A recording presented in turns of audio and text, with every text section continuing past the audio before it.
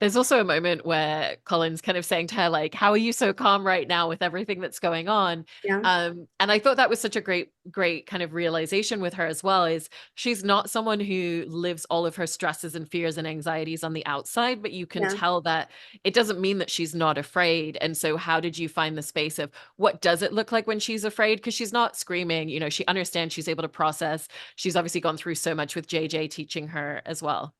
I think the moments where she is most scared is when JJ is at risk.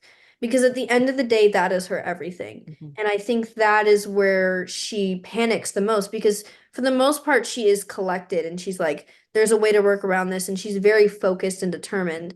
But her guard, like her weak spot is JJ really. Even if she's acting tough about it, like that's the hard truth, which I Mhm. think just shows how much she loves him at the end of the day. Yeah. And when you were making the first film with Dave as well, in terms of just the dynamic of how you would come into scenes together, it sounds like a lot of it was, kind of like learning your lines, but also leaving a little bit of space to play around. Was that very similar? Did you kind of feel like you picked up at the same place that you left together, or did that evolve and change a little bit? No, I think we did. I when I work with Dave, it's always so real. If things happen, they happen. If they don't, they don't. And it's just immediate connection with him every time. I love his energy and I think that he's so talented. And um I think a lot of what you see on screen is real, like that love and that connection. Like it's truly how I feel about him because he's such an impressive person and is so generous. He's really everything. He's incredible.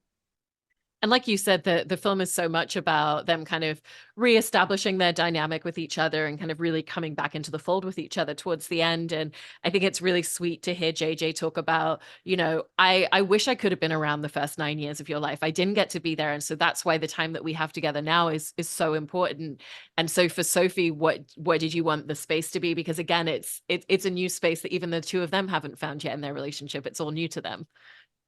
I think that I think that she also I don't think that she understood that perspective at first because when he's telling her that now she's sort of realizing like he's right like the time we spent together is actually so short in comparison to the life she's lived before. And so in that way she's like maybe I need to be a little bit easier on him and let him in a little bit more. And because like now I think after they've experienced this in the future it allows them to work through things together more easily and just be compatible with each other. They're at times I feel like it's kind of they're butting heads, but at the end of the day they just really love each other.